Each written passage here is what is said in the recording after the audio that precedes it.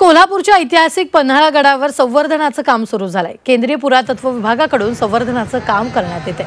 यावेळी 4 दरवाजांचा अवशेष सापडायला सुरुवात झाली आहे। तर या दरवाजाचे अवशेष आणि भिंती उजेडात येत असल्यामुळे जुनी इतिहासकालीन वास्तू दृष्टिक्षेपात येत आहे। तर याचाच आढावा घेतला आमचे प्रतिनिधी प्रताप नाईक यांनी।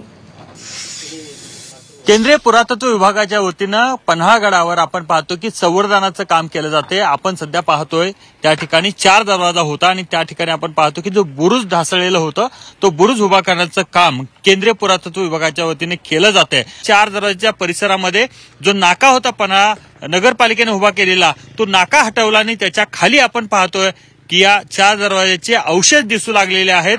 खरं तर उत्खननाचं काम सुरू झालेलं आहे। ते कितीपर्यंत चालेल किती दिवस चालेल हे माहित नाहीये, पण 4 दरवाजाचे अवशेष उजेडात आल्यामुळे एका इतिहासाला उजाळा मिळताना दिसतोय। एकूणच आपण पाहतो की पन्हाळगडावर अनेक अवशेष जे आहेत त्या ठिकाणी केंद्रीय पुरातत्व विभागाच्या वतीनं संवर्धनाचं काम केलं जातंय। त्याच्यामध्ये 4 दरवाजा आहेत, 3 दरवाजा आहे, धर्मकोटी आहे, सज्जाकोटी आणि वाघ दरवाजा। त्यामुळे इतिहास संशोधक असतील किंवा इतिहास अभ्यासक किंवा गडकोट प्रेमीच्यातून समाधान व्यक्त केलं जात आहे।